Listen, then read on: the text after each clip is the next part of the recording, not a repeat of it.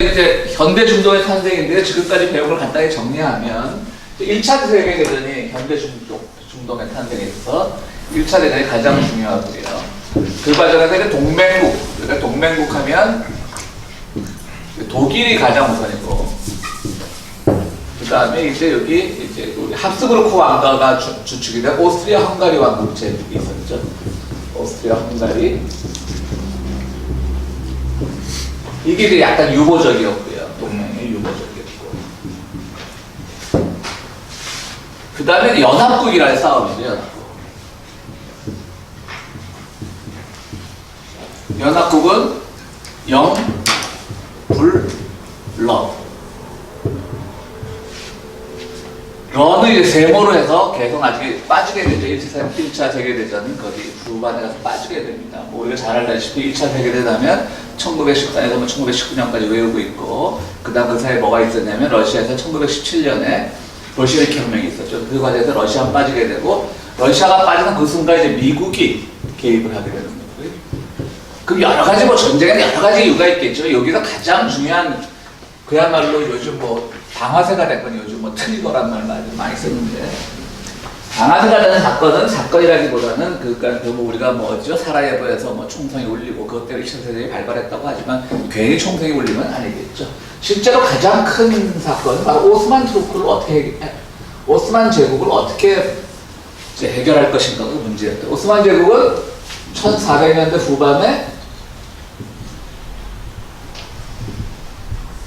조금 대자를 큰 대자를 써지. 1400년대 후반에 바로 동로마 제국을 멸망시키죠. 그 콘스탄티노플을. 결국 그 이슬람의 부흥이 겁났던 것이죠. 아무리 동서교회로 나눠져 있어도 동방교회가 아무리 로마 카톨릭하고 사이가 안 좋아도 그래도 같은 기독교의 뿌리라고 하는 그런 것들이 있는데, 갑자기 이슬람 세력이 나타나서 난공불락의 요소였던 그 성이었던 그 콘스탄티노플의 그 성을 무너뜨림으로써 이제 이것이 한 500년, 한 400년, 500년 가까이, 500년 가까이 지속되죠. 이제 서구 기독교권에서는 그들이 보기에는 야만에 가까운, 그들이 보기에 야만에 가까운 이슬람이 주축이 된 이 오스만 투르크를 어떻게 무너뜨릴까? 마침 또 우리가 지난 시간에 여러 번 공부했지만 마침 여기 내부적인 조건이나 이런 것 때문에 제국이 흔들리고 있으니까 그때 이제 이것을 처리하는 과정, 오스만 제국을 처리하는 과정에서 1차 대전을 봐야 됩니다. 과정에서 1차 대전이 서로 이합집산하는 거죠. 누구랑 붙었다가 헤어졌다가 싸웠다가. 근데 여기 이제 이거를 해체하는 과정에서 뭐가 있었냐면 오스만이 있었고요. 오스만 제국으로서. 그 다음에 이제 오스만 제국이 점점 노쇠해져 가니까 오스만 튀르크라고 하잖아요. 청년 튀르크. 그냥 투르크로 합시다. 나는 투르크라는 이름이 익숙한데 우리 오스만 투르크로 배워야 돼. 난 튀르크라고 쓰더라고요. 청년 투르크당이라고 하는 이제 정당이 출범을 합니다. 그래서 이제 오스만 제국과 계속 이제 줄다리기를 하는 거죠. 그리고 이 과정에서 이제 아랍 민족주의라는 게 등장을 합니다. 아랍 민족주의.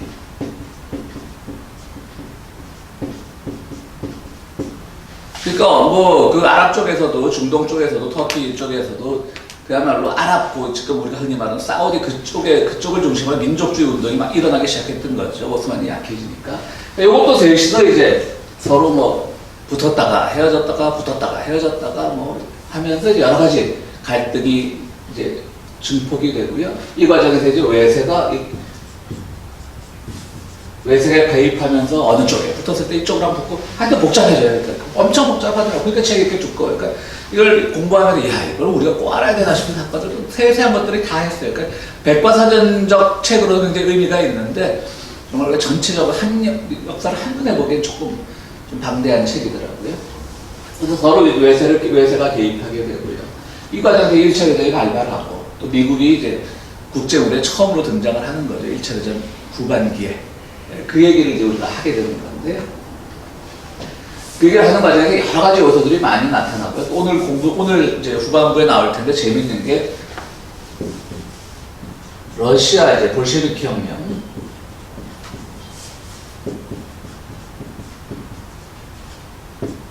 혁명의 레닌. 처음 알았어요. 레닌을 키운 게 오스만 투르크만 뭐 책이 나오더라고요. 뭐 100% 그렇다고 할 수가 없지만 항상 그런 저자들의 자기가 어느 한 가지 사건을 확대해서 이렇게 말할 수 있잖아요, 그죠? 그러니까 그 레닌을 키운 건 모르겠다, 오스만 투르크였다, 뭐 이런 식으로 이제 결론적으로 말하는 그 외적인 요소도 많겠지만 읽다 보니까 또 그 말도 설득력이 있어 보이더라고. 오늘 이제 시간이 되고 오늘까지 한번 나가보도록 하죠. 여기까지가 이제 우리가 공부하는 거예요. 그러니까 그 과정 중에 뭐 세세한 사람들 이름도 많이 나오고 했었는데요. 그것까지 다 우리가 알 필요는 없고 그냥 이 큰 줄기는 아시겠죠? 기병 씨, 공부 안 해봤어요? 저 다 하는 이야기입니다. 다. 저더러 사람들이 제일 무서워. 근데 저 투르크가 네. 투르크족하고 관련이 있는 거예요? 누가? 레닌하고? 아니 저기 등장하는 투르크가. 저는 그렇죠. 그러니까 이제 그 어떻게 보면 아랍 민족주의에 붙었다가 어떨 때는 오스만 제국을 다시 한번 살려보려고 하는 그런 데 있었다가 그런 입장에서 있다가. 오스만 제국의 그 주류가 투르크족이었어요. 그렇지. 투르크가 터키 아니야, 그치? 또 이게 또 터키 민족주의가 또 나오고. 근데 이 과정에서 이제 이 책이 또 주장하는 바는 오스만을 너무 우습게 봤다는 거죠. 물론 1920년에 결국 최종적으로 멸망하죠, 오스만 제국은. 오스만을 너무 우습게 보고 우습게 본다. 그러면서 영국은 정말 죽은 자식 멍만지기로 끊임없이 오스만에 집착을 하는 거예요. 이걸 어떻게 이 중동의 자기들이 지배권을 가지고 있을까를 끊임없이 집착하다가 정말 대마불사가 아니라 정말 대마가 죽어버린 거지. 그 사이에 미국이나 이런 나라들은 발빠르게 움직이는데 러시아는 혁명이 일어났고, 근데 영국은 어쨌든 자기들이 여기 기득권을 가지고 있었으니까 가장 뭐 많은 그런 지배를 해왔으니까 이걸 어떻게 끝까지 유지하려다가 없애는 게 좋을까, 아니면 이렇게 한 편 먹고 다시 이걸 살려서 얘를 우리들의 꼭두각시로 만드는 게 좋을까, 그런 고민을 하다가 막 지난주에 한 그 이 단원의 제목은 그래서 중동의 진창에 빠진 영국이라는 단원의 제목이 있었어요. 지난주에 한 제목, 중동의 진창에 빠진, 그러니까 진흙밭에 빠져버린 거예요. 지들 욕심 채우려고 하다.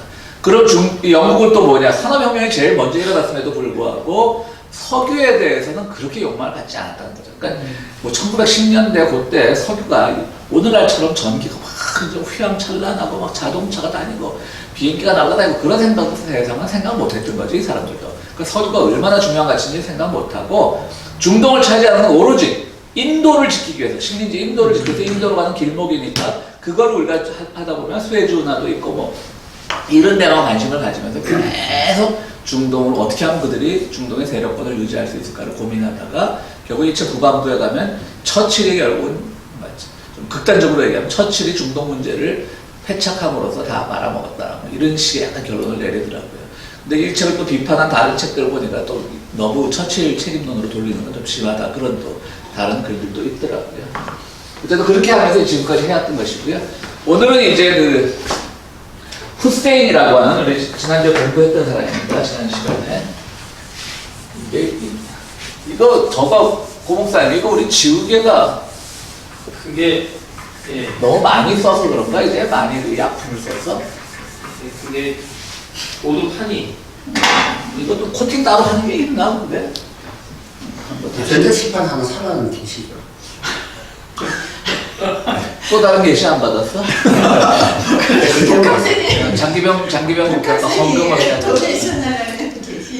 너무 비싸더라고. 근데 뭐 한 1,000불 넘던데? 아니 그런 거 말고 그냥 이렇게 하는 거 있잖아요. 유리에다가 하는 거. 아크릴판은 근데 그게 컴퓨터로 다 유리. 아니 그런 거 아니고. 그런 거 한 1,000불 넘더라고. 여러분 봤지. 진짜 1년 동안 헌금 몰아서. 아니고 몸은 떨어져 있었지만 마음은 언제나. 알겠습니다. 마음만 있지는 않았던 건 내가 알아. 자, 그래서 이제 오늘 공부할 것은 그 과정에 이제 후세인이라고 하는 인물이 나오죠. 이라크 후세인 말고 20세기 초의 후세인입니다. 이 사람은 이제 연합국 세력이, 그러니까 이제 그 아까 말했던 영불러 이 세력이 이제 이쪽에 땅에서 오스만 투르크하고 장난을 치니까 그 틈을 이용해서 바로 아랍 민족주의를 이용해서 지금의 사우디 이쪽 땅에서 자기가 이제 아랍의 칼리프, 그러니까 총 대장이 되고 싶었던 거죠. 그걸 끊임없이 이제 영국하고 이제 뭐 프랑스하고 이렇게 서로 저울질을 하면서 자기의 세력을 키워나갑니다. 그러니까 이제 마찬가지로 여러 번 말씀드렸지만 영국이나 프랑스 입장에서도 얘를 믿어야 되는지 얘를 데리고 가야 되는지 그러다가 이제 후세인이 아랍 봉기라고 하는 이제 혁명을 일으켰다. 이건 누구에 대한 혁명이냐? 바로 오스만에 대한 혁명인 거죠. 여기서 이제 갈등이 생기는 거죠. 오스만 제국하고. 그게 이제 아라비아 로렌스라고 하는 그 영화의 그 소재인데요. 첫 시간에도 우리가 얘기했지만 그 영화가 많은 부분 과장됐다고 하더라고요. 그러니까 그 영화가 이 책에는 실패했다고 나오는데 다른 이제 보니까 위키백과 같은 걸 보면 이 아랍 봉기가 이 후세인과 연합국으로 승리라고 나오더라고요. 결과적으로 20년대 가고 이게 1916년이었고 발발한 게 아랍 봉기가 결국 22년인가에 오스만이 해체가 됐으니까 결과적으로는 뭐 이 영향이라고 할 수 없겠지만 뭐 해체가 됐지만 적어도 아랍 봉기만을 봤을 때는 이것은 실패한 봉기라는 거죠. 실패한 혁명이라는 거죠. 왜냐하면 연합국이 막 후세인을 밀어주고 이랬는데도 오스만 투르크의 불만을 가진 장교들조차 이 혁명에 가담하지 않았답니다. 그리고 오스만 투르크의 가장 든든한 후원국은 바로 오스만의 든든한 후원국은 독일이었거든요. 독일이 아직 오스만을 지키고 있으니까 또 다른 동맹국 세력들도 여기서 뭐 좀 부스러기 같은 거 먹을까 하는 기웃거리던 사람들도 나라들도 이 아랍 봉기에 적극적으로 참여하지 않았다는 것이죠. 근데 결과적으로 뭐 유의미한 몇 번의 승리의 그 기록들은 있는데 그것을 반드시 이겼다고 볼 수 없다는 것이죠. 왜냐하면 후세인도 그렇게 해서 뭐 궁극적으로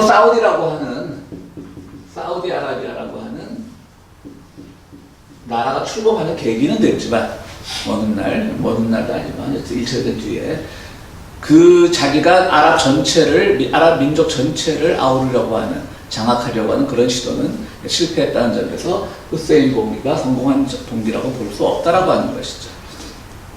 여기서 청년 투르크당도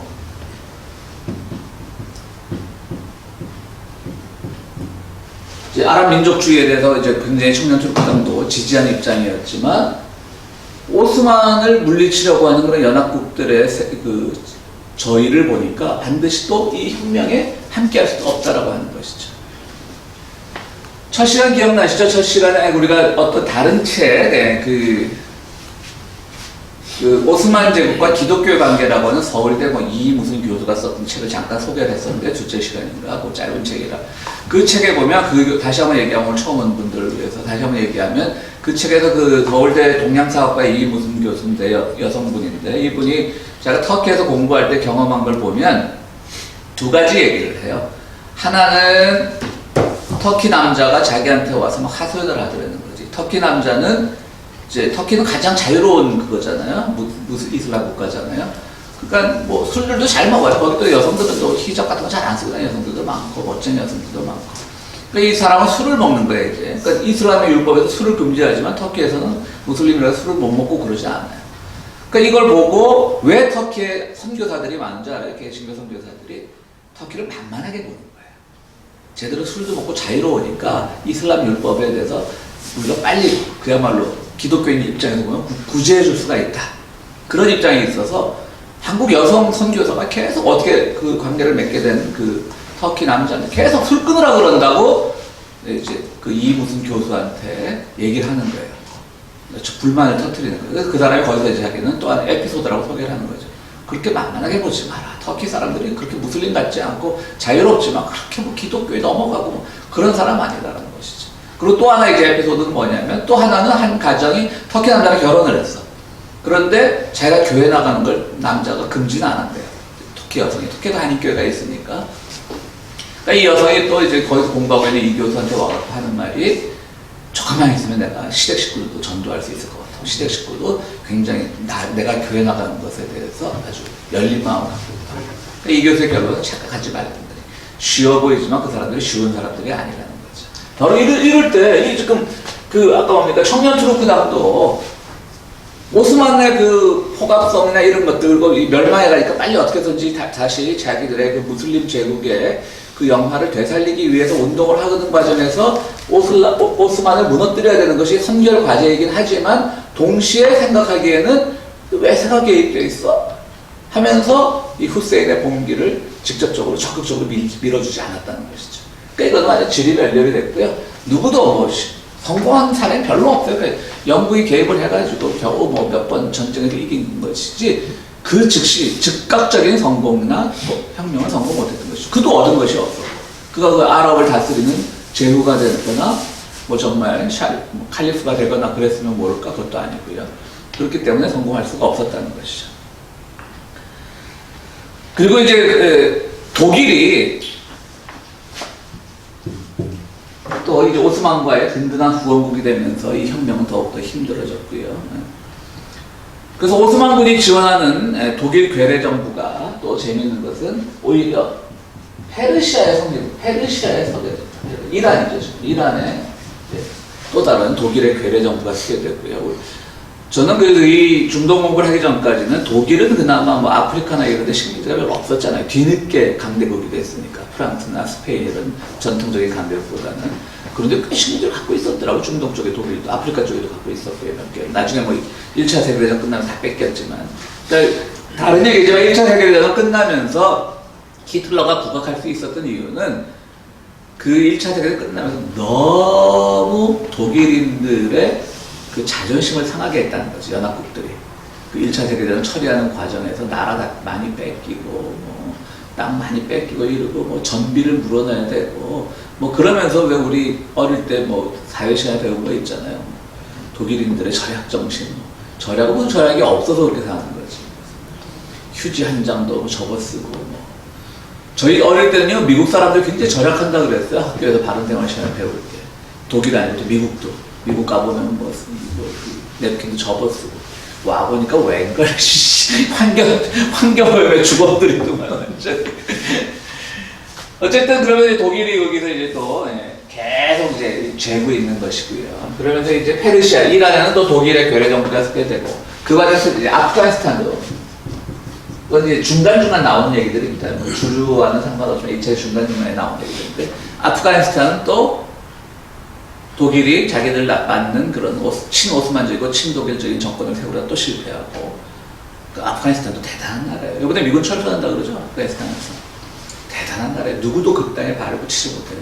러시아도 망해 나가고 오스만도 뭐 완전히 뭐 제대로 장악하지 못하고 또 미국도 그랬고 심지어는 뭐 지난번 죽은 누굽니까 그 빈라덴도 그 가짜설도 있더라고 음모설 중에는. 결국 아랍반란도 헤지즈 반란이라고도 하는데 헤자즈 왕국을 세웠었거든요. 이 후세인이. 그래서 이제 나중에 이게 사우디로 발전을 하는데요. 헤자즈 반란이라고도 하는데 그 봉기는 실패로 돌아갔고요.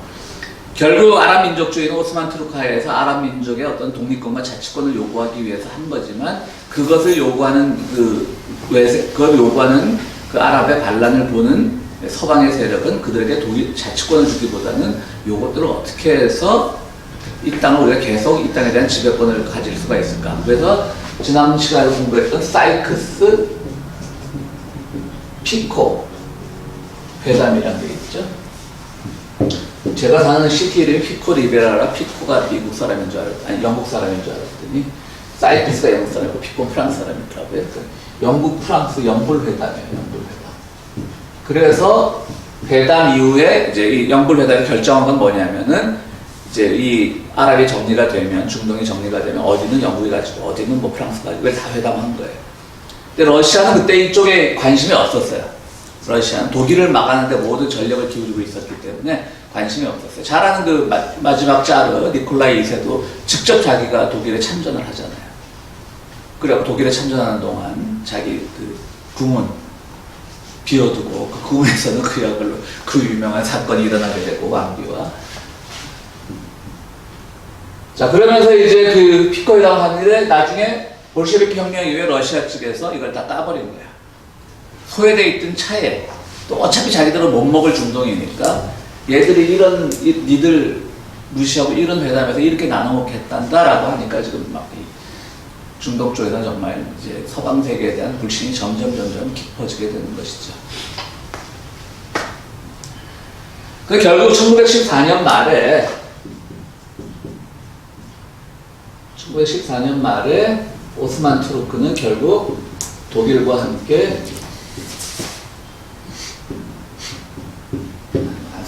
오스만 투르크는 독일과 함께 이제 연합군에게 선전포고를 하면서 1차 세계대전이 정말 우리는 뭐 세계사 시연에 뭐 사라예보에서 우리 한 발의 총성 때문에 전쟁이 시작됐다고는 하지만 실제적으로는 바로 이 중동에서 이 중동 정책을 두고 오스만 투르크를 어떻게 해체하는 과정을 두고 독일은 계속 오스만 투르크의 후원자가 되어서 이 지역에서 궁극적인 지배권을 확보하려고 했던 것이고 그것을 뺏기지 않으려고 했던 영국 거기에 이제 조금 떡고물이라도 챙기려고 했던 프랑스 그리고 일찌감치 떨어져 나갔던 러시아 이렇게 이제 이 두 세력이 붙게 되는 건데요. 러시아는 바로 이제 볼셰비키의 그 그림자가 드리워지면서 1차 대전에서 빠지게 되는 것이죠. 그게 또 러시아가 이제 더더욱 스탈린 시대부터 이렇게 더더욱 이제 철권 통치를 하게 됐다라고 하는 그런 설도 있습니다. 왜냐하면 야 이거 외세 개입하니까 안 되겠다. 죽도 밥도 안 된다. 그러면서 이제 러시아가 그렇게 뭐 스탈린을 통해서 철권 통치를 했다는 얘기도 있고요.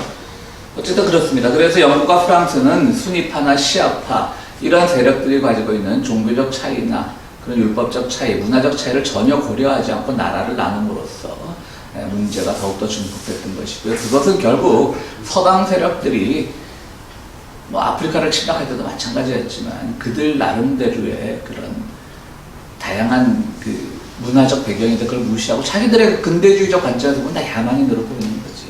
그걸 무시하고 무슨 순위파, 시아파 똑같이 이슬람 믿은데 자기들 딴에는 그게 뭐 개신교로 치자면 뭐 장로교, 감리교 차이, 카톨릭으로 치자면 로마 카톨릭과 동방정교의 차이 이 정도 차이로만 이해했겠죠. 그런 싸움은 우리가 좀 싸우다가 뭐 30년 전쟁도 개신교와 카톨릭의 싸움인데 싸우다가 우리가 베스트 8년 조약해 갖고 잘 정리됐잖아 이러면서 이제 자기들 식으로 생각을 하니까 근데 순위파 시아파 싸움은 같은 종단끼리의 싸움이 아니에요. 그거는 완전히 정말 피 튀기는 싸움이죠. 그러니까 후세인은 순위파였잖아요. 그죠?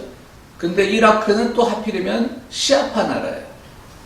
그러니까 이란이 늘 이라크를 탐냈던 거예요. 자기들은 시아파의 종주국으로서 저거 후세인으로부터 구해내야 되는데 그러고 있다가 이제 그걸 또 지금도 마찬가지죠. 그걸 이제 계속 이제 저울질하면서 갖고 놀았던 게 미국이고요. 한편으로 이란에 편들어졌다가 한편으로 이라크에 편들어졌다가 근데 또 미국은요 어떤 점에서는요 이란이라는 나라는 참 재밌는 나라예요. 이란 문제는 잘 해결될 것 같아요. 이란에 있는 그 페르시아 기독교 그러니까 이란에 있는 기독교가 이 서양 사람들은 기독교에 기자만 들어가도 뭐 그냥 크리스천티에 C자만 들어가도 자기랑 동질하고 믿잖아요. 페르시아가 누가 있습니까? 바로 여러분 구약성경 에스더서가 그때 이제 페르시아에서 유대인들을 다 절멸하려고 했었죠. 근데 에스더 왕비가 지혜를 살려서 다 그 민족을 구해낸 얘기가 있잖아요. 제가 토론토 살 때 옆집에 이제 이란의 학자가 하나 이제 뭐 토론토 대 교수로인가 뭐 이제 취업 이민을 와가지고 이제 살게 됐는데 우린 그때 막 미국으로 떠날 때요. 우리 집에 있는 이제 TV랑 다 팔고 바로 옆집이었어요. 우리 집이었던가 아니야 며칠 같이 사는 거 보니까 옆집이었던 것 같아. 그리고 뭐 TV랑 침대랑 팔고 그래갖고 이제 뭐 짧은 영어로 이제 농담한다고 뭐 야 니네 좋겠다 일부 다처자가 너 혼자 왔냐 막 부럽다 막 그러니까 또 그 친구도 농담으로 잘 받아주더라고요. 뭐 자기 와이프도 자랑을 하고 얘가 지금 말한 거 들었지 그래서 내가 얼마나 지고지순한 남편이냐 너 하나만 내고 사니까 막 이런 농담하고 그 친구도 나한테 농담을 하더라고. 내가 이제 기독교 목사라 그러니까 너희 다 때문에 너 목사들 해먹고 사는 거야. 우리가 그때 다 죽였으면 유대인들 부손이라고 다 죽였으면 지금 기독교도 없어 그런 말을 하더라고요. 그래서 그 지금도 그런 사람들 많아요. 근데 이란 사람들 만나보면 자기들이 그 기독교를 그러니까 뭐 유대교와 기독교는 다른 종교이지만 어쨌든 뭐 유대 풍토에서 기독교가 출범을 했으니까 자기들 아니었으면 그러니까 그 물론 우리 기독교인 입장에서는 에스더의 기지로 그 절멸 사건을 피했지만 자기들이 살려준 거죠. 어쨌든 자기들 아니었으면 기독교는 오늘날 발생하지 않았다는 아주 묘한 자부심들이 있더라고요. 이런 사람들. 그 이제 페르시아에 대해서는 또 이제 그 미국 쪽에서도 은근히 관심을 가지고 있으니까. 그러니까 또 시아파고 또 수니파고 다르고. 시아파는요, 우리가 여러분들 시아파와 수니파의 그 나뉜 배경은 아시겠지만, 시아파는 이제 그 무하마드, 마호메트라고 불리는 무하마드의 직계손에서 다음에 그 최고 이맘이 나와야 된다는 거예요. 그러니까 혈통주의가 좀 강하죠. 우리가 단편적으로 이슬람 잘 모르니까 단편적으로 하는 건 그거예요. 그럼 수니파는 그 모든 이맘들, 지역 이맘들이나 그런 사람들의 회의에 의해서 선출을 해야 된다는 거예요. 참 총대빵으로야말로 교황은 그냥. 그럼 우리가 그것만 보면 그냥 어떤 정치 체제, 무슨 대의 체제, 정체라고 해요. 정체. 정치로 움직이는 그 체제의 차이라고 생각하기 쉬운데 그렇지 않나요, 사실은. 제일 그들을 차이 나게 하는 게 사실은 시아파는 조로아스트교의 영향이 굉장히 강해요. 조로아스트교의 영향이 굉장히 강해요. 조로아스트교는 또 약간 거기도 조로아스트교를 할 때 선신과 악신이 있으니까 우리가 다신교라고 하는데 거기도 유일신이에요. 최고의 신은 마치단가 뭐 그래요. 그죠? 그 위에 이제 선신과 악신을 나눴다는 거지, 선신과 악신이 동일한 파워를 가진 신은 아니야. 그래서 조로아스트교 우리가 이해할 때 다신론, 이신론, 둘 이자 써서 이신론이라고 그러면 안 되고요. 유일신인데, 그러니까 이제 알라랑을 헷갈리는 거지. 이제 순위파들, 정통파에서 보기에는. 그렇기 때문에 교리 싸움이 굉장히 크더라고요. 특히 그 근본주의적인 성향이 강하잖아요. 이슬람은. 그러니까 우리만이 정통이라는 거지. 순위파 입장에서. 저것들은 이단이라는 거지. 그러니까 그 교리 싸움이나 이런 것들. 그리고 지난번에 미국의 그 드론 폭격으로 죽은 슐레이마니, 이런 사람들은 또 그 슐레이마니라고 하는 이름이 구약 성경의 솔로몬의 그 이란식 발음이거든요. 그러니까 거기 아직도 기독교 전통을 많이 가지고 있어. 그 시아파들은. 어쨌든 페르시아 그 왕 이후에 그 땅에서 이제 그 에스더 왕비 이후에 그 땅에서 이제 유대교, 기독교와는 다르지만 유대교 세력들이 계속 전파돼 나갔기 때문에 그 문화권에서 있어서 계속 유대교 전통에는 이름들이 남아있는 거죠. 근데 그것도 이쪽, 순위파에서 보기에는 그 기독교적 이름을 가지면 또 용서를 못하는 거지. 유대교적 배경은 이름 용서를 못하는 거지. 그 모든 것들 굉장히 복합적인 거예요. 그러니까 서로 죽고, 슐레이만이 죽었을 때 그 무슨, 어디입니까? 어디에 조기가 올랐잖아요. 그죠? 그게 몇백 년 전에 오르고 두 번째라 그랬잖아. 그만 이란 사람들이 분하고 조기 올린 게. 그게 뭐냐면 당시에 순위파에 의해서 시아파 지도자 하나가 암살당한 일이 있어요. 한 400년인가 500년 전에. 그때 그 조기가 오르고 나서 처음 오른 거야. 슐레이만이 죽었을 때. 무슨 그들의 성지에 조기가 올랐는데. 그만큼 그 조기가 올랐다는 것은 지금 미국과 싸우는 마음으로 당시 순위파 시아파는 지금도 그렇지만 사이가 안 좋다는 얘기인 거죠. 그럼 우리가 이해를 해야 되는데, 그때도 제가 한번 말씀드렸지만 그 샤를르 앱동가 그 프랑스 신문, 그 만화 중심의 신문, 거기서 왜 그 이슬람을 모독하는 그림을 그렸다고 테러를 했어요. 그러니까 그 테러는 분명히 잘못된 거죠. 그거를 누구도 그것을 잘했다고 하지 않는데, 굳이 그것을 우리 서방 세계 기독교인에 익숙한 우리의 관점으로 보지 말자는 거죠. 왜냐하면 우리는 예수님도 졸음의 대상으로 삼고 하면서 우리가 허허 웃고 말잖아요. 그럼 그건 우리는 우리 스스로를 자랑할 수는 있어요. 그렇죠? 우리가 그런 거 가지고 분노하고 누구를 테러하고 하냐. 우리 스스로 자랑하는 건 괜찮아요. 근데 왜 니네는 못해라고는 하면 안 되는 거지. 근데 자꾸 이 프랑스 애들은 계몽주의적 성격이 강해갖고 자꾸 가르치려고 드는 거예요. 그러니까 만화에서 그렇게 그리고 하는 거예요. 근데 그거는 저는 그 자체는 테러를 전혀 옹호하고 싶은 마음은 없지만 그 자체는 우리 서구 세력들도 좀 이해를 해야 된다는 거죠. 왜 그렇게 그런 거 갖고 그러냐라고 혼자서는 비판할 수 있지만 그걸 공론화시키면 안 되는 거지. 그런 잡지에서. 어떻게 생각하십니까? 문호건 씨 어떻게 생각하십니까? 동의합니다. 혼나카마 씨. 이게 사실 프랑스 애들이 그런 문제에 대해서 나설 때는 유럽 전체에서 안 좋게 보는 경향이 있어요. 그러니까 사고 친다 생각하니까. 그러니까 그게 아니라 프랑스 애들은 유럽에서의 중국이라고 하거든요. 자기들이 뭐든지 다 잘해. 그렇지. 여기 나와요. 그러니까는 마치 다른 나라에다 훈계하듯이 이야기한다고. 그게 계몽주의 영향이에요. 프랑스 혁명을 했다는 게 그 걔네들이 이야기하는 뭐 자유평등 박에도 네. 사실은 프랑스에 대한 유럽인 넓히면 조금 넓히면 유럽인이지 네. 그게 다른 쪽으로 나가면은 다 무너지는 거예요. 아주 못되네. 일종의 우월감 네. 그런 거일 거. 그 잘난 차으로 보면은 진짜 눈꼴도 못 가져요. 네. 같이 일하다 보면은 대리 무시하고 프랑스 사람이 회사에 그래서 있었죠. 자기 때문에 씹히고 나갔구나. 나서 지금 말하는 것 같은데. 아니 그게 실제 옛날 회사에 있었는데 그 사람이 자기를 쫓아낸 거 아니야? 걔들은 하여튼 그런 게 있어요. 되게 무시해요. 자기네끼리 또 막 그 되게 뭐 동양 애들 무시하고. 그러니까 걔들 또 프랑스를 영어 못하잖아. 내가 아주 오래전에 그 에펠탑 올라가는 그 엘리베이터 타고 올라가는데 프랑스 애가 말을 걸더라고. 그때마다 그 해외여행 얘기 많지 않을 때야. 그러니까 너 어디서 왔니? 막 그래서 그런데 또 그렇잖아. 그런 것도 일종의 편견 아니고 차별이잖아요. 그냥 뭐 어디서 왔지 알아서 뭐해. 그러니까 나도 영어를 잘하는 것도 아니고 할 말이 없었고 너 프랑스 사람인데 영어 잘한다 그랬더니 막 웃더라고. 웬일로 프랑스 사람이 영어를 다 하니 그랬지. 그런 게 제가 그거는 또 1789년에 그 계몽주의 영향인 거예요. 그러니까 1789년이니까 한 1789년, 1790 몇 년도에 여러분 IT라고 하는 나라 지금 세계 최빈국 중에 하나. IT가 상당히 그 카리브해 연안에서 잘 사는 나라였어요. 그 중개무역이죠. 섬을 한번 거쳐서 이제 미국 본토에 들어가야 되니까 상당히 잘 사는 나라인데 그때 이제 처음으로 거기서 이제 흑인 노예 해방 전쟁이 벌어지고 독립 전쟁이 벌어집니다. 근데 그때가 프랑스령이었어요. 그것도 아주 유명한 역사인데 그래서 프랑스군이 이제 그 거의 진압하러 갔어. 얼마나 멀리 갔겠어 그 당시 배 타고. 그런데 IT 사람들도 아주 이제 정리한 게 그때 무슨 노래를 불렀냐면 그 프랑스 국가 그걸 부른 거. 혁명가. 혁명가.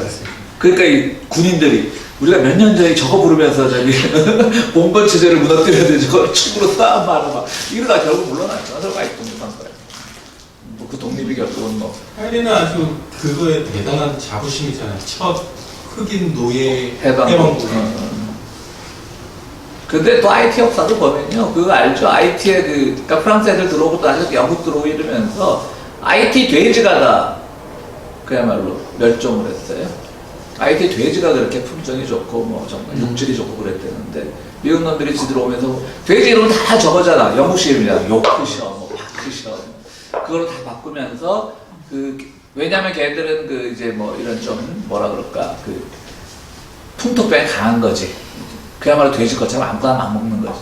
근데 그 IT의 돼지들은 정말 우리 말로 치면 유기농 돼지 같이 한방제만 먹고 그래서 굉장히 품종이 좋았대는데 결국 뭐 면역력 강한 놈이 이기는 거지. 그래서 사실 원주민들도 뭐 이 유럽인들이 가져온 그 면역 여러 병균에 의해서 많이 죽었고. 그러니까 우리가 코로나를 겪었지만 또 보면 재밌어요. 그러니까 뭐 의학적인 판단이야 우리가 뭐 신문이나 뭐 많이 나오니까 그렇지만 내가 판단한 건 이건 내 뇌피셜인데 죄를 많이 지은 나라일수록 희생자가 많더라고 보니까 뇌피셜에게보다 종교적인 해석인데 지금 IT가 그 지진하고 뭐 태풍 때문에 아주 지금 확산이 났죠. 네. 그래서 고물자 쓰는 거 중간에 다 땡겨먹고 해요. 네. 죽는 죽고. 그 IT 지진 났을 때 또 좀 다른 얘기인데 한국에 이제 불교단체 지구촌 공생회라는 게 있어요. 나중에 편집할 때 빼야 되겠다. 남 욕하는 거 빼야지. 돈이 엄청 와서 이제 여기서 IT를 좀 가져라. 라고 이제 미국에 있는 가까우니까. 미국에서 가깝지도 않지. 저쪽 카리브해 쪽이니까. 그래서 이 스님한테 이제 돈이 왔어. 근데 스님이 겁이 나는 거야. 못 가겠다는 거야, IT를. 나랑 친하게 또 스님들하고 친하니까 나하고 김 목사 당신이 좀 가달래.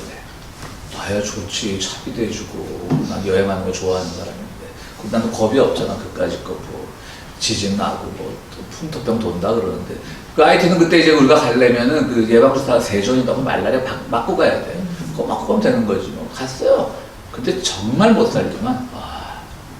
그리고 완전히 언제 그게 그 지진 언제예요? 이후에? 지진 바로 이후야. 한 2달, 3달밖에 안 지났을 때. 그때는 콜레라가 문제였죠. 콜레라도 맞고 갔을 거야. 콜레라도 있어요. 말라리아, 콜레라, 뭐 장티푸스 다 맞고 갔어. 그거 못 떠난 줄 알았어, 내가. 나 그 예방주사 맞으면 또 오히려 그냥 안 맞고 지내도 될 걸 맞으면 더 아프거든. 그래서 난 요번에 그 저거 뭐지 한 방짜리 존슨앤존슨 맞았는데 안 놓은 것 같아 얘가. 근데 아파야 되는데 나 아프지도 않고 주사장도 아프지도 않고 물탔다. 아니, 1차는 안 하고. 아니 존슨앤존슨 한 방울 그러니까 그거 한번 맞는데, 그래서 그 효과에 대해서 뭐 60%밖에 안 되지. 그래서 갔는데 결국 못 간 줄 알고 전날까지 끙끙 앓느라고. 근데 그날 다행히 갔어. 정말 못 살고 그 수도 하바나 안에는요. 하바나 저기 아니야? 쿠바 아니야? 쿠바지. IT 수도는 어디더라? 하여튼 뭐 있어. 그 안에는 완전히 개토 같은 빈민촌이 있어요.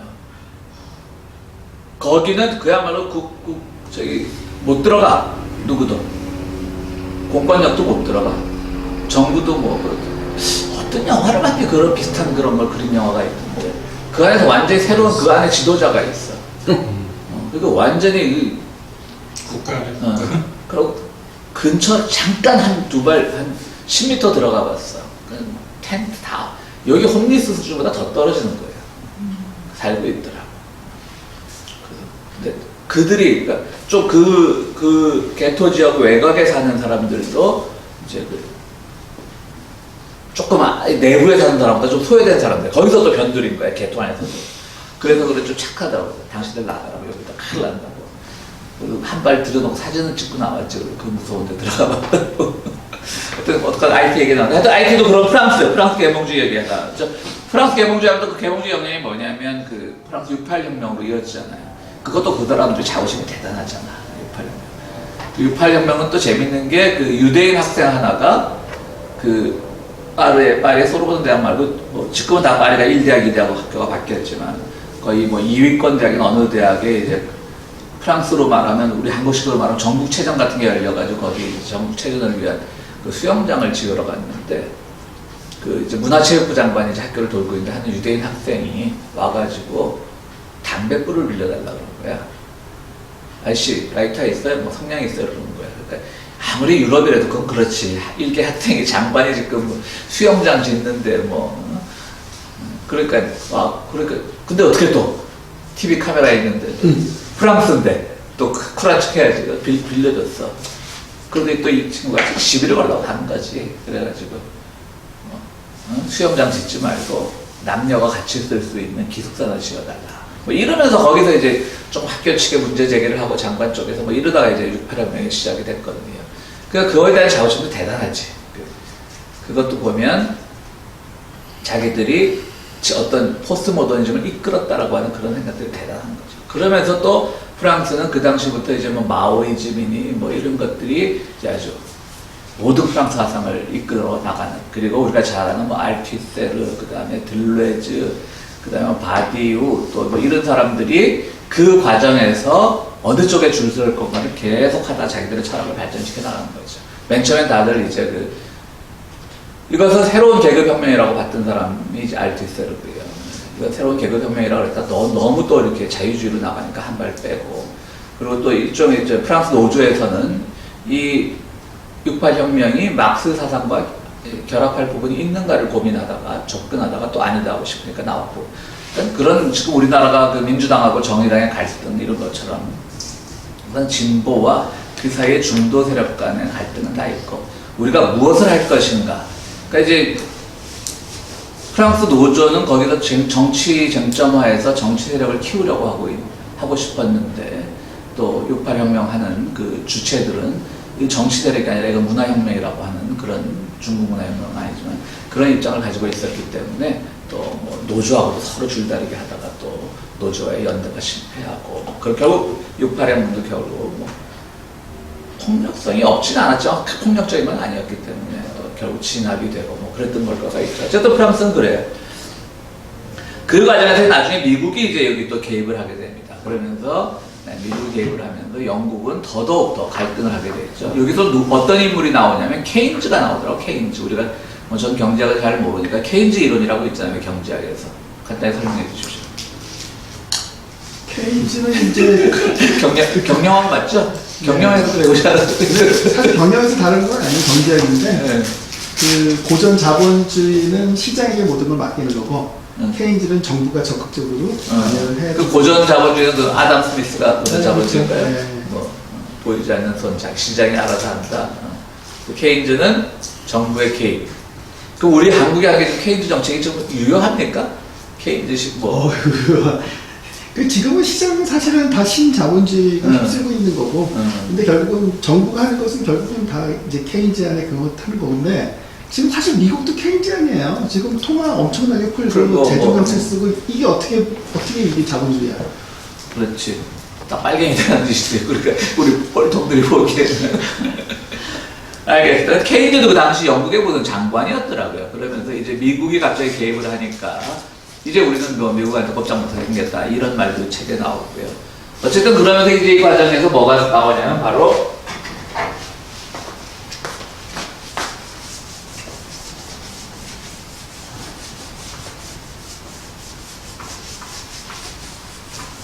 벨푸어 선언이라는 게 나옵니다. 벨푸어 선언.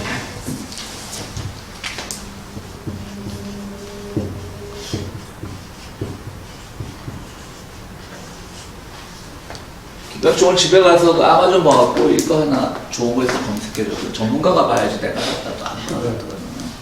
실판? 전자칠판. 그건 이런 걸로 쓰는 게 아니잖아, 그죠? 그 형광, 이런 걸로 쓰는 거잖아, 이거 쓰는 걸로. 찌로 가면 이렇게 색깔 같고. 컴퓨터로 이렇게 뭐 연결되고 그런 건 안 해도 되니까, 그러면 비싸지더라고, 그죠? 아니, 헌금하라고 안 할게. 그냥 진짜 추천받겠죠. 교회에서 아니, 살게. TV에다 연결을 시켜서 어? TV에다 연결을 시켜서 그 쓰지를 못하잖아, 나는. 아니 그러니까 여기다 그 저기 컴퓨터에다 연결을 시킨다. 그런 게 스크린에다 하면 되죠. 근데 이거 화면도 작을 뿐더러 되나 그게? 아니면 프로젝터 스크린을 갖다가 뭐 있지 않아요? 어디? 또 다른 전문가. 그러니까 그것도 잠깐 쉬겠습니다. 유리판 아니 그 카페 같은 데 가면은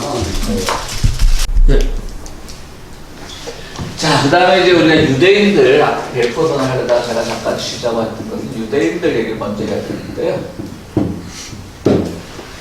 생각 밖으로 유대인들이 1차 세계대전 당시에 팔레스타인 지역에 많이 안 살았더라고요. 겨우 6만 명 살았더라고요. 6만 명. 정말 6만 명이 얼마 안 되잖아요. 뭐 잠실 뭐 야구장에 좀 더 들어가는데. 근데 그 중에 또 3만 명은, 50%는 러시아에서 짜르 시절에 유대인 학대가 심하니까 러시아에서 건너온 사람들이 있어요. 러시아 이민자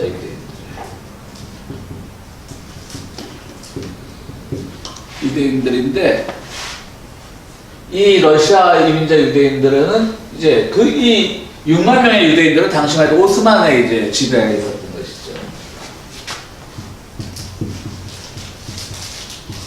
오스만의 지배하에 있는 팔레스타인 지역에 약 6만 명이 살았는데요.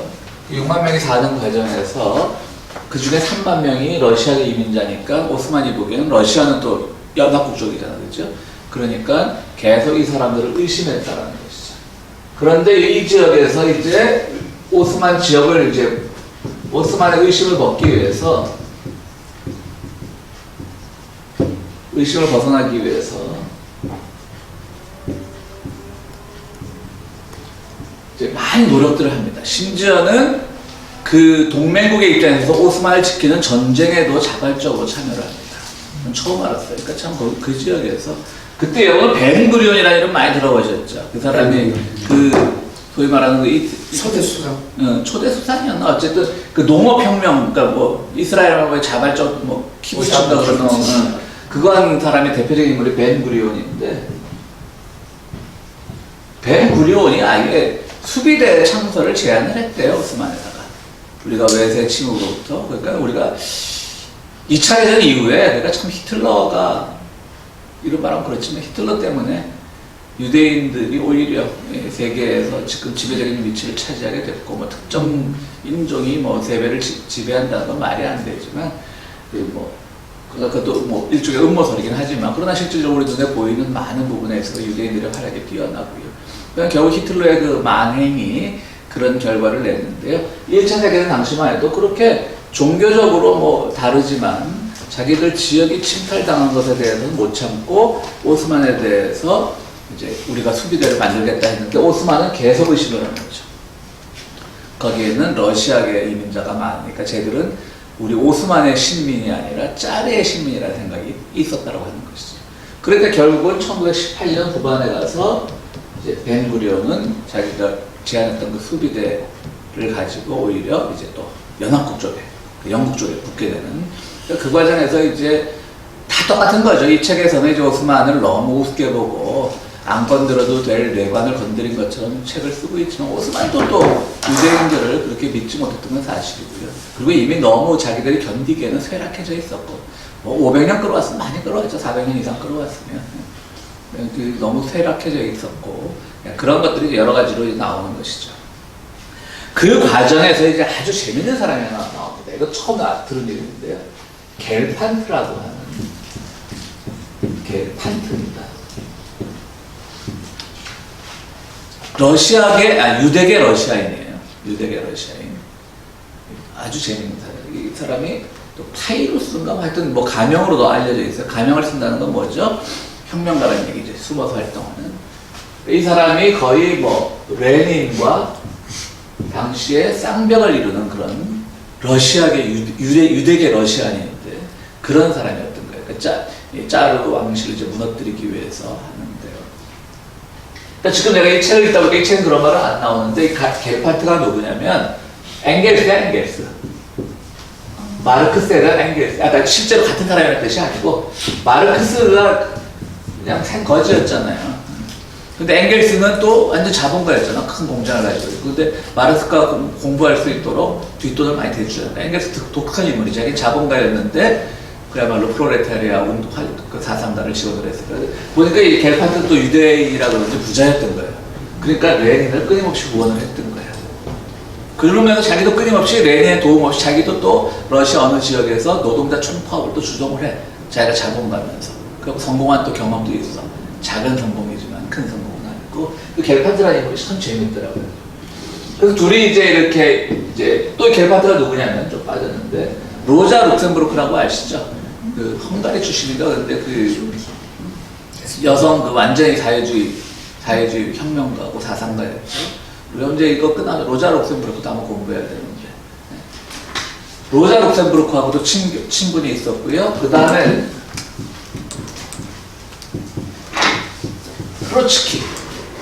트로츠키는 그야말로 혁명의 영구성. 혁명은 한번 일어나면 연구해야 된다.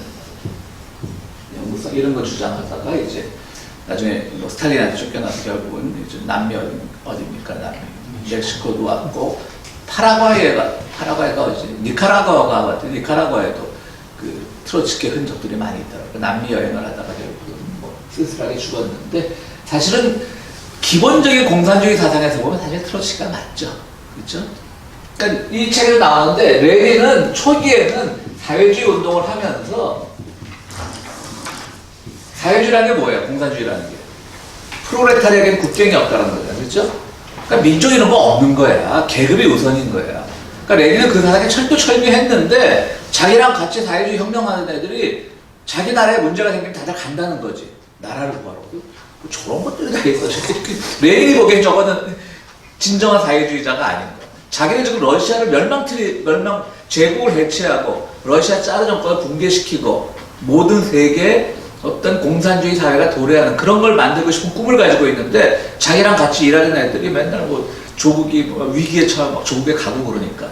이제 그걸 보면서 한국의 조금 우리가 좌파라고 부르는 좌파도 아니지만 사실 한국의 진보 세력들, 소위 말하는 7, 80년대 운동권 세력들이 가지고 있는 한계이기도 하죠. 그러니까 지금 뭐 정태인 씨라고 여러분들 아시는지 모르겠지만 무슨냐? 경제연구소. 칼플라인 경제연구소. 그 양반 요새 페이스북에 독이 바짝 올라있던 거 그것도 약간 욕하는 거 아니고 모르겠는데. 그래, 한 자리 안 들어가고. 아니지, 그건 아닌데 나는 개인적으로는 경제 이론은 그 뉴스공장의 김어준의 그 요새 최백은이라고 하는 건국대 요사 네. 뜨고 있잖아. 그 전에 이 사람이 경제 코너를 했었어요. 그 김어준하고 잘 맞았어. 그리고 사람의 목소리도 부르고 잘해. 아마 유시민하고 같은 서울대 경제가 동기일 거예요. 아니면 오히려 나이는 정태인 씨가 좀 들어 보이는데 유시민 1년 선배가 아닌 동기보다 그럴 거예요. 잘은 모르겠는데. 그러니까 굉장히 그리고 노무현 정부에서도 경제 예. 수석까지는 안 하고 뭐 비서관인가 행정관 했었고 사람이 근데 합리적이에요. 근데 요즘 갑자기 페이스북을 가끔 띄엄띄엄 하던데 요즘 갑자기 이제 페이스북을 하면서 난 그래도 때로는 이분의 경제적 주장이 현재 우리가 신자유주의가 이렇게 장악하고 있는 경제 질서에는 잘 안 맞는 거지만 그래도 이런 주장을 하는 사람은 한 분쯤은 있어야 된다는 생각이 맨날 라이크를 잘 눌러줬는데 요즘은 이상한 방향으로 자꾸 흐르는 거예요 갑자기. 심지어는 뭐 김어준의 뉴스공장 나갈 때 자기 칼플라니 연구소를 뭐 자기가 소개해서 김어준한테 도움을 받았지만 김어준이 또 그런 거 있잖아요. 잘났지 않은 거는. 근데 그건 애교로 가지면 되는데 그리고 그냥 뭐 약간 좀 과장된 마초 근성 그런 게 좀 있어 김어준한테는 솔직히. 근데 굳이 그런 걸 말할 필요가 없는데 뭐 괜히 내가 그걸 거기 가서 내 연구소 얘기를 해가지고 뭐 지원 후원자가 좀 늘긴 늘었지만 뭐 30명밖에 안 된다 그런 말도 하더라고요. 굉장히 친한 말이잖아, 그죠? 지지되졌네, 나이 들면서. 그러니까 나보다 한 살 아래인데 유시민도 그렇고 정태인도 그렇고.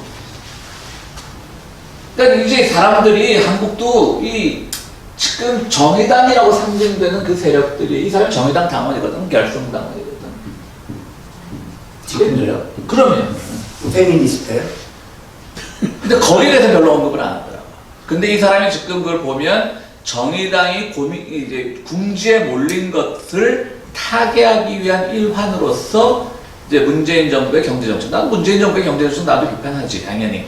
아직도 중산층, 그러니까 그 상류층에 대한 그런 구애를 가지고 있으니까 당연히 비판하는데 그 비판하는 것도 내용을 가지고 비판을 하든지 이론을 가지고 비판을 해야 되는데 어떤 인신공격성으로 가면 그거는 짐싸움이거든, 사실은. 근데 그러지 않아서 내가 이 사람을 좋아했는데 갑자기 요즘 이상해졌어, 페이스북. 나랑 이제 페이스북 친구, 페이스북 친구라고 해서 나랑 뭐 개인적으로 친분이 있는 것들 아닌데. 그러니까 그게 늘 좌파의 고민인 거죠. 어느 나라든. 그러니까 어디까지가 우리가 해야 되는가. 그럼 좌파라고 해서 민족주의 정서를 완전히 무시해야 되느냐. 그게 어려운 거예요, 사실은. 당장 뭐 국뽕까지는 아니더라도 당장 우리가 뭐 올림픽에서 우리나라 한국 선수가 이기면 뭐 좀 혼날이 시큰해질 수 있고, 뭐, 윤여정이가 아카데미 여우주연상 타면 뭐, 그걸 가지고 뭐, 그깟 로컬상에서 여우주연상 한번 탔다고, 뭐, 야당이냐라고 하는 비판들도 있대. 기분 좋잖아. 탔네? 대단하네? 뭐, 이 정도 할 수 있잖아. 우리가 그거 뭐, 국뽕에 빠지진 않지만. 근데 그것이 이제, 레닌 시대부터는 어떻게 보면 그 마르크스부터 내려왔던 거죠. 그러니까 레닌만 해도 처음에 얘기했듯이 막 자기 친구들이 막 애국주의적인 입장을 보이니까 이상했던데 레닌만 나중에 결국 정권 잡고 나서 뭐 유대인들 다시 저기 보내고 그걸 이어받은 스탈린 역시 우리 조선족이 아니라 뭐라 그러죠? 고려인들, 러시아에서 고려인들 다 외곽으로 다 보내고 많은 사람들이 죽고. 그러니까 참 영원한 싸움인 것 같아요. PD와 NL의 싸움은 해결되지 않는 계급이 우선이냐 민족이 우선이냐. 근데 결국 PD들 계급이 우선이라고 하는 사람들도 결국은 그 계급적인 것을 끝까지 유지하지 잘 못하잖아요. 그러니까 지금 내가 보니까 타락하는 사람들, 타락이라는 표현을 하면 좀 그렇지만 나중에 무너지는 사람들을 보니까 자기의 입장 무너지는 사람들 보니까 다 PD 출신들이 많더라고요. 대표적인 한국의 PD가 누구예요? 나이 많은 장기표. 그렇죠? 장기표 누구인지 아시죠? 그 다음에 진중권. 진중권이 무슨 PD예요? 자기는 PD라고 그러죠. 그 다음에 정태인 씨는 아직도 좀 지켜보려고 그래, 정태인. 그 다음에 더 올라가면 뭐 주대환이니 이런 사람들이 있어요. 근데 얼마 전에 또 누가 페이스북 공유한 거 보니까 뭐 주대환 뭐 이런 몇 명들이 모여갖고 뭐 문재인 정부 뭐 비판할 수 있어. 난 비판하지 말라는 게 아니라 나도 요새 뭐 내가 요새 한국 사는데 누가 여론조사 기관에 전화 오면 뭐 문재인 정부 지지하십니까? 그럼 나라도 좀 노하겠어. 근데 노하는 것과 지켜야 될 선. 왜 내가 노하냐면 그러니까 좀 더 이 정부를 압력을 줘서 내가 여론조사 한 표가 압력을 줄 수 있다. 압력을 줘서 좀 더 선명한 진보적인 정책으로 나가기를 바라는 곳에서 노하는 거지. 그것이 인신공격성으로나 뭐 이놈이나 저놈이 똑같다고 봐서는 안 되는 거거든. 그렇잖아요. 최창집은 아직 타락까지는 안 했지. 아직 이론가로 남아있지. 그러니까 그쪽 취지는 다 이도리죠. 삐뚤이들이 있지.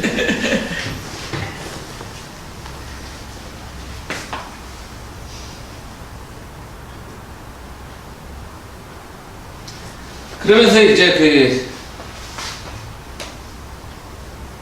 그 유대인들이 슬슬 이제 하나에 6만 명밖에 안 되지만 오스만 투르크를 해체하는 과정에서 유대인 문제를 어떻게 할 것인가가 이제 슬슬 연합국들의 이제 관심 속으로 들어오게 되는 거죠. 그 과정에서 이제 영국에는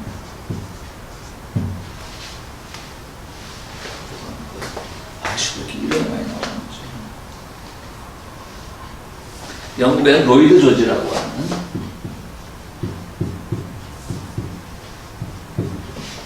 조지라고 하는 육군 장관. 그러니까 키치너라는 이름 지난 시간에 공부했었죠. 키치너가 이제 물러나고 또 죽고 다른 데로 이제 모스크바로 가려고 했는데 모스크바로 가다가 독일 기뢰 공격을 받고 이제 죽었어요. 게스타워. 그러면서 로이드 이름이 로이드 조지가 이제 육군 장관이 됐다 나중에 수상까지 된 인물이에요. 이 양반은 또 굉장히 또 시원주의자, 유대인은 아닌데 유대인에 대해서 굉장히 시원주의적인 생각을 갖고 있습니다.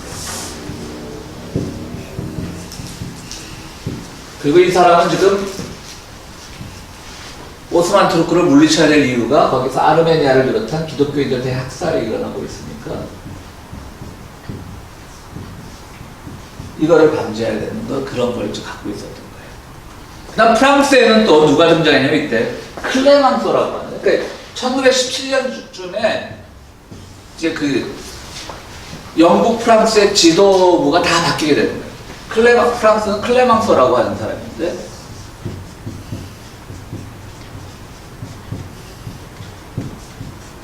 이 사람은 또 독일과 이렇게 화평, 더 이상 독일과의 싸움을 하지 말자는 거죠. 독일과 화친, 그리고 중동에서 이제 발을 빼는 거예요. 중동에서 뭐라 그럴까, 철수? 뭐 이런 것들을 써요. 그다음 식민지 확장을 반대하고. 그러니까 이제 갑자기 이제 프랑스도 정권이 바뀌면 클레망소로 주장하는데 어떻게 했어요? 프랑스 입장에서 욕을 먹는 거지. 프랑스 국민들한테. 저거 영국의 악재입니다. 우리가 중동에서 철수하고 식민지 전쟁에서 철수하면 결국 영국만 배부르게 만드는 건데 왜 그러느냐. 근데 또 클레망소도 어쨌든 근데 수상이 됐어요. 그리고 러시아는 이제 바로 볼셰비키 혁명이 일어난 거예요.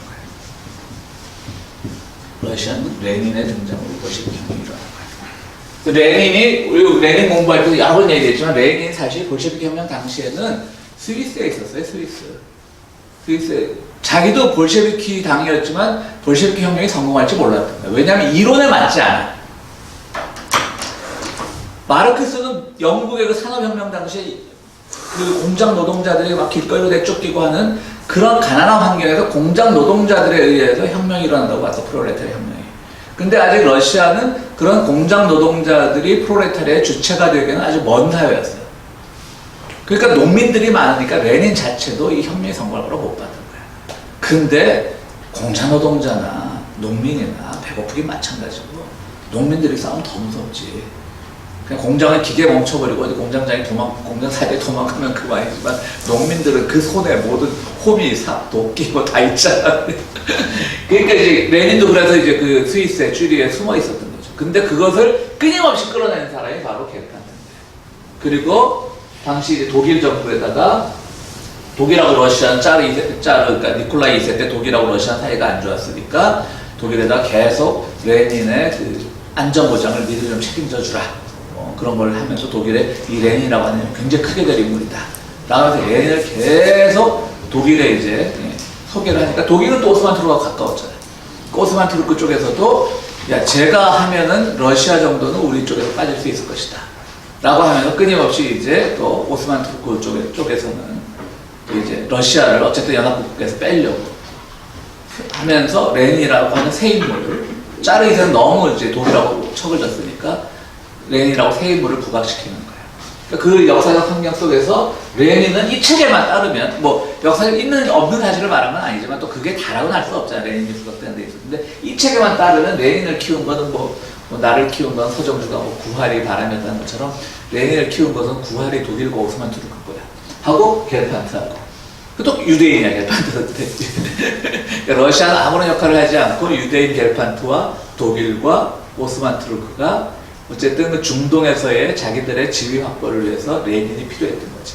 레닌이 볼셰비키 혁명을 정권을 잡고 그래서 러시아가 이 1차 대전에 그 와중에 빠져나오게 되는 거. 그거를 이제 바랐던 것이죠. 그러니까 참 세계사라는 게 재밌죠.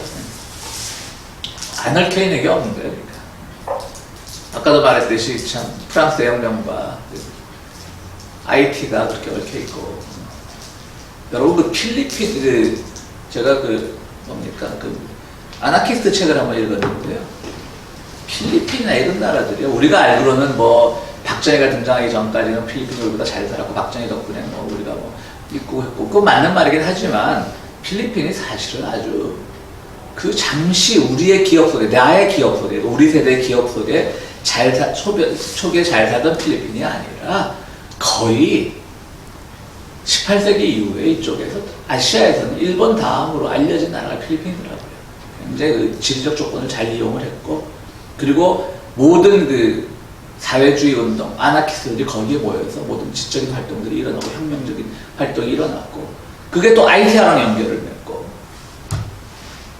세 개의 깃발 아래서 하나 깃발이 어디더라 모르겠어. 하나 필리핀, 하나는 IT고 하나 어디더라. 그 책이 있는데 제가 보고 싶으면 빌려드릴게요. 지금 출판사가 없어요. 절판됐어요. 참 재밌게 읽었는데 그 책을. 그러니까 필리핀 같은 나라도 우리가 모르는 과정에서 굉장했던 나라예요. 그러니까 정말 그 필리핀과 그 조선반도를 놓고 이제 그런 뭐 가치가 대투도 미락도 일어나고 그러고 지금 누굽니까 두타르테 맞나요? 그러니까 걔도 완전히 뭐 검달이고 깡패 다름없는 함부로 철권을 휘두르지만 그 배경에는 필리핀이 가지고 있는 역사적 그런 독립을 향한 열망이 있었던 거예요. 그러니까 두타르테 이 정치 방식을 제가 좋다는 말이 아니라 그 정도 때말로 깡이 나올 수 있었던 그 필리핀의 역사적 배경이 있었던 거예요. 그런 거 보면 참 우리나라는 너무나 좀 나약했던 건 맞지. 그래서 좀 다시 얘기가 좀 이상한 데로 가면 그 깡을 지금 노스코리아가 보여주고 있다는 게 참 그걸 어떻게 해석을 해야 될지 모르겠지만 그런 생각이 듭니다. 그래서 이제 이 러시아 여행이 등장을 하고 여기서 이제 갑자기 러시아가 빠진 빈자리에 미국이 등장을 합니다.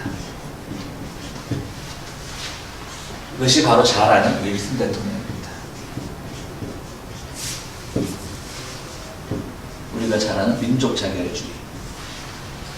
대통령 되기 전에 프린스턴 대학 총장을 했고요.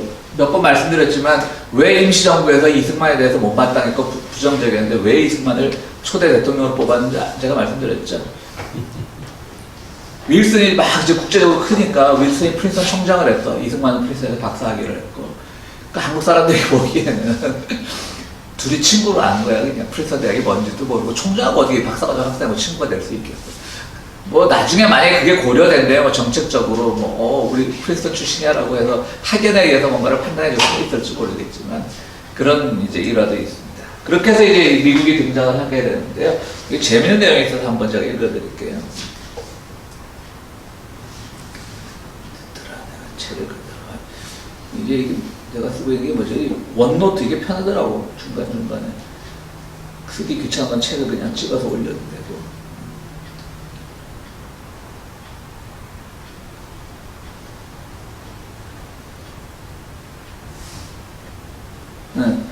아주 재밌는 내용이 있어요.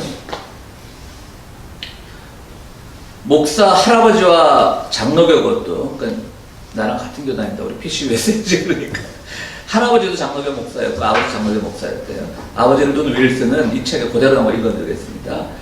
법학과 행정학을 전공하고 교수, 프린스턴 대학 총장, 뉴저지 주지사를 거쳐 미국 대통령 28대가 되었다. 그러나 성격, 사고방식, 기질면에서 보면 그는 법률가, 학자, 정치인보다는 오히려 아버지, 할아버지와 마찬가지로 신학자와 더 가까웠다. 그 다음 말이 되게 웃겨요. 사람들이, 미국 사람들이나 이 책을 쓴 미국 사람들이나 뭐 한국 사람이나 목사를 보는 건 똑같구나라고 생각해요. 왜냐하면 상대방에게 유화책을 쓰기보다는 개조를 시키려 하고, 목사들이 그렇게 보이나 보죠. 개조가 안 되면 꺾으려고 한 것만 해도 그랬다. 이걸 읽으면서 많이 반성을 했습니다. 내 얘기하나. 정치인이면 타협을 이끌어내는 데서 성취감을 느끼는 것이 정상일 텐데, 윌슨은 남에게 정치인으로 보이기를 원하지 않았고, 그러다 보니 타협하지 않는 것을 오히려 자랑스러워했다. 목사들이 그렇게 보입니까? 갑자기 확 찔리더라고요, 보면서. 재미없나 보다. 나 이거 읽으면서 너무 재밌어서 소개했는데. 자, 그래서 이제 윌슨은요, 약간 이렇게 신학자적인 기질이 강했던 거예요. 그리고 재밌는 게 이제 미국이 아까 케인즈 얘기를 했듯이 영국이 막 이제 너무나 중도에서 많은 걸 쏟아붓고 하니까 돈이 없으니까 이제 미국을 끌어들이는데 그걸 케인즈가 경고를 한 거죠. 이러다 이제 결국은 미국이 우리 영국 경제까지 다 지배하게 될 것이다. 그러니까 지금 영국이 결국은 미국에게 세계 제1의 나라를 뺏기게 된 것이 1차 세계대전이고, 그거는 오스만 투르크를 못 놨던, 그걸 어떻게 처리할까? 그냥 한 발 빠졌으면 되는데 지들이 알아서 망하건 흥하건, 거기에 중동에 대한 야욕을 버리지 못한 것에서 거기에 너무나 많은 신경을 곤두세우고 또 전비를 쏟아부음으로써 이제 완전히 미국으로부터 이제 세계 1위의 자리를 뺏게 되는 것이죠. 그런데 이제 그 과정에서 이제 그 윌슨은 연합국이 자꾸 도와달라고 하니까 참 목사답게 전쟁의 목적을 밝히라는 편지를 보냈답니다. 니들의 목적이 정당해야지 내가 전쟁에 도와주든 말든 하지. 그러니까 딱 목사인 거지. 어떻게 보면 참 좋은, 뭐, 선한 사람 같긴 하죠. 뭐, 그냥 무심코 그냥 무지막지하게 그냥 뭐, 아무 생각 없이 전쟁에 뛰어들지 않겠다는 거죠. 그러니까 전쟁의 목적을 밝혀라고 했는데, 연합국에서 가짜는 거예요. 신흥 강대국이 됐지만, 쥐들이 뭔데 우리한테 목적을 밝히라 그래. 그래서 결국 목적을 밝혔대요. 근데 이 목적을 밝힌다는 게 뭐였냐면, 선전포고당한 건 다름없는 거야, 오히려. 오스만 투르크와 화해하겠다는 얘기가 아니야. 그 목적이 뭐냐면은, 그야말로 그 그러니까 투르크의 폭정에 시달리는 민족들의 해방과 서구 문명에서 급속히 멀어지는, 서구 문명이 왜 중심이 돼야 되는데, 이게 이제 연합국에서 보낸 거예요, 윌슨한테 답장을. 급속히 멀어지는 오스만 제국을 유럽에서 몰아내는 것이다 라고 답장을 보냈다. 이게 전쟁의 목적이에요. 그럼 전쟁을 안 끝내겠다는 얘기지. 그러니까 윌슨은 또 이제 한번 이 전쟁에 참여해야 되냐를 고민하는데, 우리의 세계사에서도 많이 배웠지만, 독일의 유보트 공격이 이루어집니다. 독일의 잠수함이 미국 상선 세척을 이제 폭발을 시키는 것이죠. 그러니까 그것도 2차 대전하고 너무 비슷하지 않아요? 진주만 공격한 거랑. 가만히 있는데 왜 건드려? 미국 개입 안 하려고 하는데.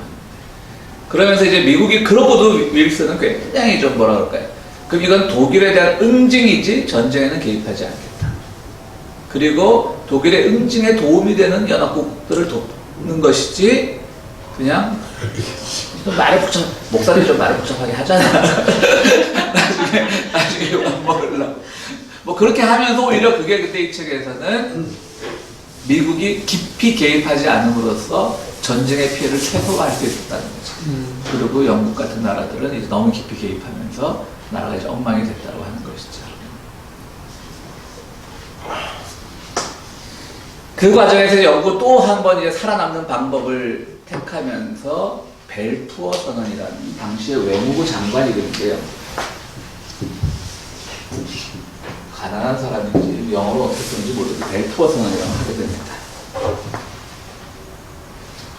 그러면서 이제 이거 선언도 유대인들에게 다른 신들의 나라를 찾아주겠다는 것이 그때 처음 나온 겁니다. 영국이 선언을 한 겁니다. 이것도 역시 여러 가지로 고려했겠죠. 지금 유대인들이 얼마 숫자 되지 않지만 이들을 우리 편으로 만들면 이들이 1차 대전에서 저 동맹국들과 싸우는데 또 오스만과 싸우는데 뭐 우리 편이 뭐 좀 도움이 되지 않을까 뭐 이런 여러 가지 생각들을 했겠죠. 그래서 내가 지금 팔레스타인 오스만 제국이 다스리고 이제 국가 몇 명 안 되는 유대인을 우리 편으로 만들어서 무슨 소용이 있겠는가라고 하는 반론이 있었음에도 불구하고 어쨌든 거기서는 그래도 유대인을 우리 편으로 만들어놓은 것이 궁극적으로 유리하다라는 생각을 했던 것이죠. 이 철교사가 느낀 것이 그럼 아까 말씀드렸잖아요. 1차 대전 종전 이후에 이 독일이 엄청나게 그때 전범재판이라는 말은 없었고 엄청나게 배상의 책임을 지면서 민족적 자존심 엄청 상했거든요. 그렇기 때문에 2차 대전 뉘렌베르크 전범재판에서는 사실 핀셋으로 했죠. 그러니까 국가 전체를 전범 국가로 본 게 아니라 나치의 협력자들은 핀셋으로 뉘렌베르크 전범재판을 넘겼다면 그것이 1차 대전의 경험이라는 거죠. 그래갖고 이제 히틀러를 키웠으니까 1차 대전 완전 국가 전체를 다 전범으로 본 거야 그냥. 당시는 뭐 국가주의가 더 강할 때는 그런지 몰랐고. 그런데 이제 그쪽에서 이제 뭐 유대인을 다시 회복시켜주니 이런 것들이 독일 반대편인 연합국 쪽에서 나오고 하니까 아마도 히틀러가 이때부터 유대인들을 좀 불신하지 않았는가. 그 생각, 이 책 그런 내용은 안 나오는데요. 그 생각도 들더라고요. 근데 여전히 뭐 보면 유럽에 살던 유대인들 보면 뭐 불을 독식하고 그러고 있으니까 이제 그러다가 뭐 이제 계속 1차 대전 때 결국 독일이 패망하면서 거기 유대인들이 뭐 그렇게 큰 역할을 하지 않았음에도 불구하고 유대인 저것들은 두고 우리에게 골치로 일으킨 것이다.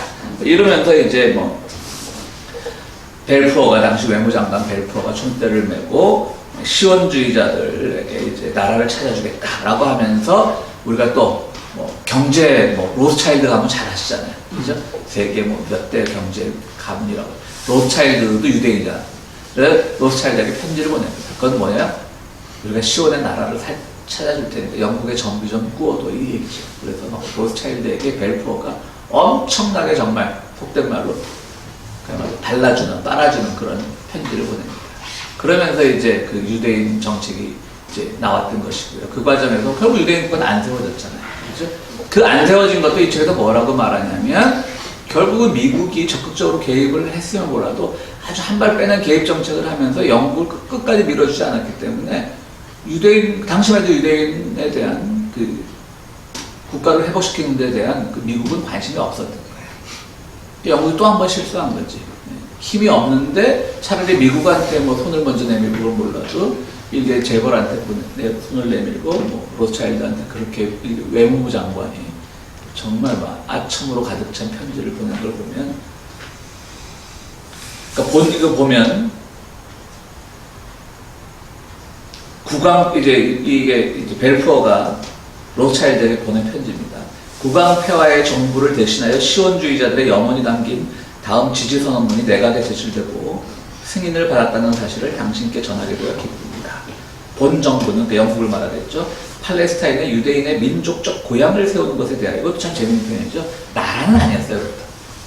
그때 아마 나라를 세운다 그래서 또 뭐 로스차일드가 돈 좀 더 줬을지도 모르겠죠. 근데 민족적 고향을 세우는 것에 대하여 지지를 표하며 이를 성취하는 데 최선의 노력을 기울인 한편 팔레스타인에 거하는 비유대인의 시민적 그리고 종교적 권한에 대해 또는 타국에 거하는 유대인의 정치적인 상태에 대해 아무런 편견을 갖지 않을 것입니다. 라고 하죠.